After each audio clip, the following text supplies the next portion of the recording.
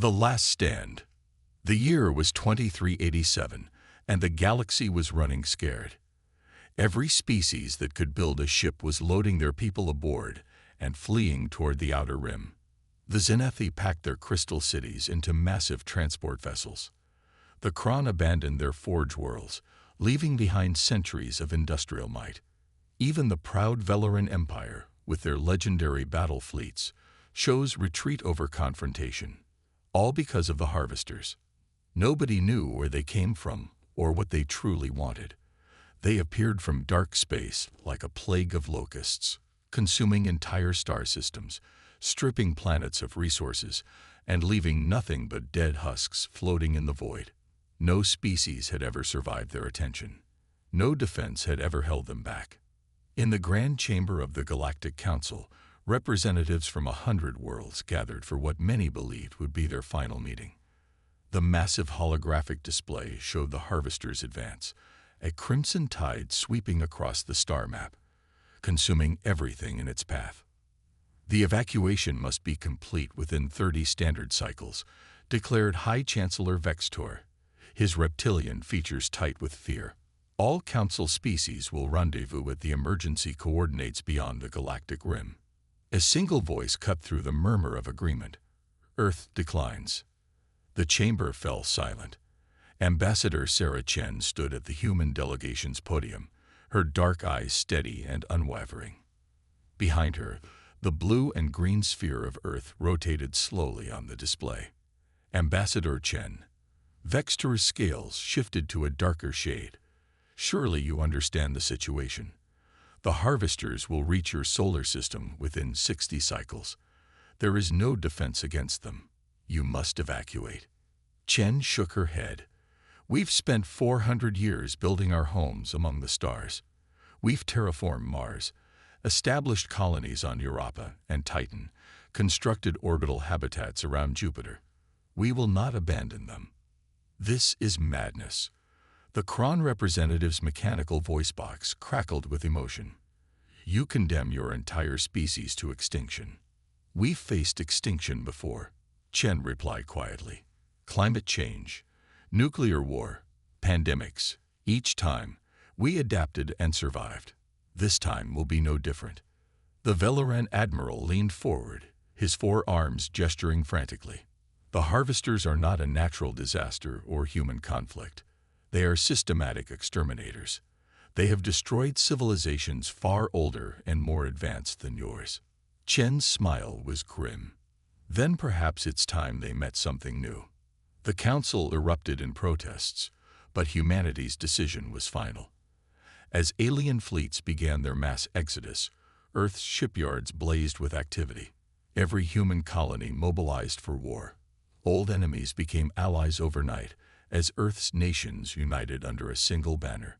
We stand. Admiral James Rodriguez stood on the bridge of the Defiant, humanity's newest dreadnought, watching the tactical display.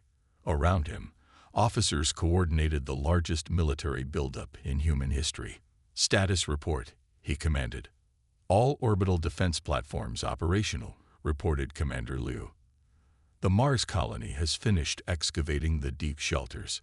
Europa base reports their icecracker missiles are ready. Rodriguez nodded.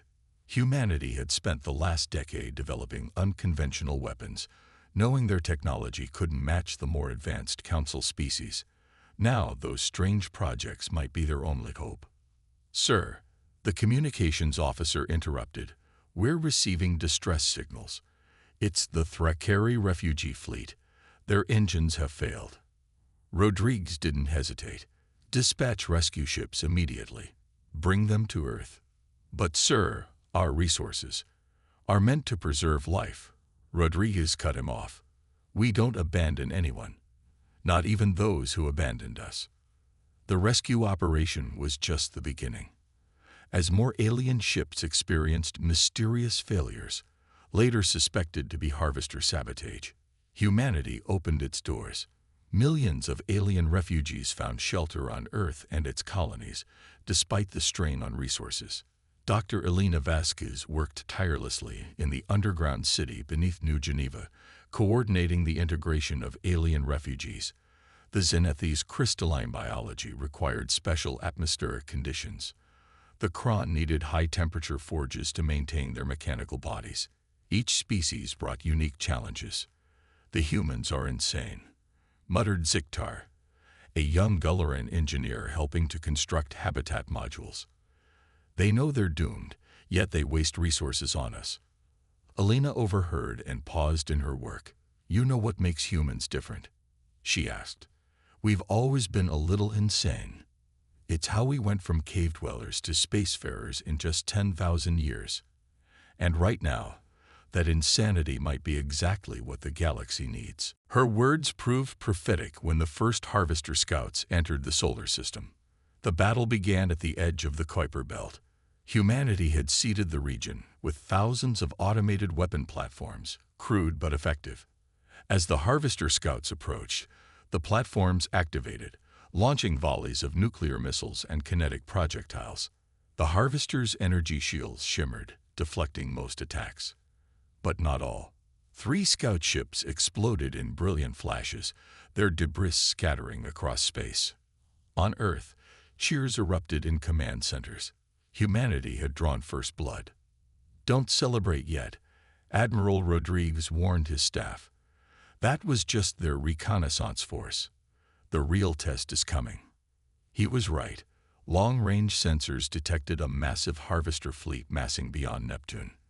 The enemy was preparing for a full invasion. In the refugee centers, something unexpected happened. Alien engineers, scientists, and soldiers began volunteering to help Earth's defense. The Zenith offered their expertise in energy manipulation. The Kron shared their knowledge of advanced metallurgy. Even the proud Velerans provided tactical data from their previous encounters with the Harvesters. "Why?" Chen asked the Veleran admiral during a strategy meeting. "Why help us when you could be safe with your fleet?" The admiral's 4 eyes focused on her. "Because in all our centuries of running, we never saw anyone stand and fight. Your species has reminded us of something we had forgotten, that some things are worth dying for." As the Harvester fleet advanced, humanity prepared for the battle of their lives. Ships launched from every human world, converging on defensive positions throughout the solar system. The orbital defenses around Earth powered up, their energy signatures blazing against the darkness. In deep bunkers, human scientists worked frantically on Project Phoenix, a desperate attempt to reverse engineer captured Harvester technology. Dr. Marcus Webb, the project lead, hadn't slept in days. "We're close," he muttered, adjusting calculations on his holographic display. "If we can crack their shield frequency." The first wave hit Mars. Harvester ships descended like metallic locusts, their beam weapons carving through the thin atmosphere.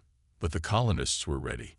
Hidden beneath the red sand, massive rail guns emerged, firing tungsten projectiles at significant fractions of light speed. The battle for Mars had begun, and with it, humanity's last stand against extinction. Captain Maria Santos led the Mars Defense Force from a command bunker deep beneath Olympus Mons. The mountain shook as Harvester weapons pounded the surface above. "Launch the dust storm generators," she ordered. Across Mars, hidden machines activated, stirring the red sand into massive storms. The swirling dust interfered with Harvester sensors, forcing them to fight blind. Human fighters, adapted for Mars conditions, struck from within the storms like phantoms. But the Harvesters adapted quickly. Their ships began using gravitational pulses to clear the dust, exposing human positions. The battle turned into a grinding war of attrition. As reports of the Mars battle reached Earth, Admiral Rodriguez knew they were running out of time. The main Harvester fleet was approaching, and humanity's defenses, while creative, were being overwhelmed by sheer numbers. "Sir," Lieutenant Commander Park reported, "we're detecting massive energy signatures from the Harvester dreadnoughts. They're preparing for something big." Rodriguez studied the tactical display. The enemy was positioning their largest ships in a specific formation, one that reminded him of ancient Earth siege weapons. "They're going to bombard Earth directly," he realized. "Bypass our defenses entirely." The room fell silent. If the harvesters could strike Earth from beyond the range of human weapons, the war would be over before it truly began. We need to force them into close combat, Rodriguez decided. Prepare Operation Crazy Ivan. It was a desperate gambit named after an old submarine maneuver.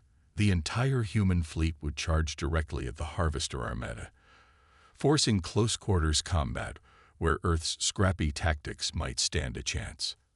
As the human ships prepared for what many believed would be their final charge, something unexpected happened.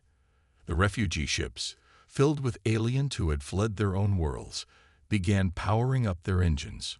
"Admiral," the communications officer's voice was filled with wonder, "the refugee fleet is requesting permission to join the attack."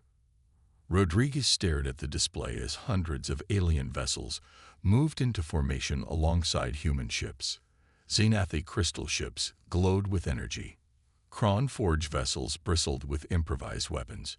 Even civilian transports had been hastily armed. The Velaran admiral's voice came through the comm system. "We've spent centuries running. Today, we stand with humanity." The combined fleet, human and alien, began its charge toward the Harvester Armada. It was a sight that would be remembered in legend. Hundreds of ships from dozens of species, united in a desperate bid for survival. The harvesters, perhaps surprised by this unprecedented alliance, hesitated for crucial seconds. It was all the opening humanity needed. "All ships," Rodriguez commanded, "execute attack pattern Omega. Let's show them what happens when the galaxy stands together." The battle was joined, and the fate of Earth, and perhaps the entire galaxy, hung in the balance. The tide turns. The Battle of Mars raged for 3 days. Captain Santos watched her tactical display with grim determination as the red planet's skies burned with constant warfare. The harvesters had established a foothold on the northern hemisphere, but every meter of ground came at a terrible cost. "Captain," her second-in-command reported, "the harvesters are constructing something in Chryse Planitia. Our recon drones can't get close enough to identify it." Santos frowned. "Show me the thermal imaging." The display revealed a massive heat signature growing by the hour. Whatever the harvesters were building, it required enormous amounts of energy. "It's a gateway," whispered Dr. Yuki Tanaka, the colony's chief scientist. "They're building a portal to bring in reinforcements directly." Santos felt her blood run cold. If the harvesters could establish a stable wormhole on Mars, they could bypass all of humanity's outer defenses. "We need to destroy it before it's operational," she decided. "Prepare the icecracker missiles." The weapons were Mars colony's secret project, missiles designed to penetrate deep into the Martian ice caps for terraforming. Modified for war, they could deliver devastating payloads deep underground. As the missiles launched, the harvesters responded with fury. Their fighters swarmed the human positions, energy beams cutting through the thin atmosphere. But the colonists held their ground, buying time for the missiles to reach their target. The explosion lit up the Martian night.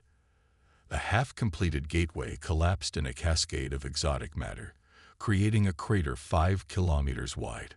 The harvester advance on Mars ground to a halt. Meanwhile, in the asteroid belt, Operation Crazy Ivan had transformed into the largest space battle in recorded history. Human and alien ships fought side by side, their different technologies and tactics creating a chaotic ballet of destruction. Admiral Rodriguez commanded from the bridge of the Defiant, watching as a Xenathi crystal ship channeled its energy into a massive beam that sliced through a harvester destroyer. Nearby, Kron forge ships used their industrial equipment as improvised weapons, superheating asteroids and launching them like cosmic cannonballs. "Their shields are adapting to our weapons," warned Commander Liu. "Each attack is less effective than the last." Rodriguez nodded grimly. The harvesters' greatest advantage was their ability to learn and adapt in real time. Humanity needed something new, something the enemy couldn't predict. "Connect me to Dr. Webb," he ordered. "It's time for Project Phoenix." Deep beneath the Swiss Alps, Dr. Marcus Webb and his team had made a breakthrough. Working with Xenathi energy specialists and Kron engineers, they had cracked the code of harvester shield technology. It's not just energy shielding, Webb explained over the secure channel. Their ships are surrounded by a temporal field. They exist slightly out of phase with normal spacetime. That's why our weapons have limited effect. Can you counter it? Rodriguez asked. Webb's tired face broke into a grin. Better. We can turn it against them. But we need to get a specialized warhead within their fleet's core. The plan was insane, even by human standards. They would modify a single missile with their new technology and somehow deliver it to the heart of the Harvester Armée. The problem was getting past thousands of enemy ships. I'll take it in myself, volunteered Captain Jake Morrison, one of humanity's best pilots. Give me a stealth ship and that warhead. As the battle raged, Morrison's ship, little more than engines trapped to a cockpit, slipped through the chaos. Alien allies provided covering fire, creating diversions to draw Harvester attention away from his approach. On Earth, the population watched through news feeds as their fate hung in the balance. In the underground cities, humans and alien refugees worked together, praying to gods both familiar and strange. Dr. Elena Vasquez found herself coordinating a remarkable sight. Xenathi crystals harmonizing with human musicians, creating resonance fields that boosted shield generators. Kron engineers working with human mechanics to repair damaged ships in record time. Velaran tacticians teaching human children the art of three-dimensional warfare, preparing the next generation for a conflict that might last decades. You see, she told Ziktar, the young Velaran engineer, this is what humans do. We don't just survive, we bring others together. We make the impossible possible through sheer stubborn hope. The Harvester fleet suddenly changed formation. Their dreadnoughts began charging their main weapons, preparing for the bombardment that would crack Earth's crust and end human civilization. Admiral Rodriguez watched the countdown timer. Morrison was still 30 minutes from the target zone. They needed to buy more time. All ships, he commanded, ramming speed. The order shocked every bridge crew, but they obeyed. The combined human-alien fleet surged forward in a suicidal charge, forcing the Harvesters to defend themselves instead of attacking Earth. Ships collided in brilliant explosions. The Defiant herself rammed a Harvester cruiser, her reinforced bow tearing through alien hull metal. On 100 bridges, crews made the ultimate sacrifice to protect Earth.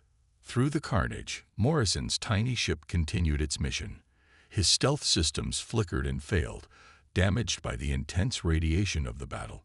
Harvester fighters detected him and moved to intercept. Then the unexpected happened. A squad of Velaran interceptors, part of the refugee fleet, formed a protective formation around Morrison's ship. Their pilots had been listening to the human communications. This is Velaran Squadron 7, their leader announced. We'll clear you a path, human. Make your shot count. The Velaran fighters engaged the Harvesters with ancient fury, their plasma weapons blazing. One by one they fell, but Morrison pressed forward. Behind him, more alien ships rallied to his defense. Xenathi, Kron, even species whose names humanity had never learned. 10 seconds to target.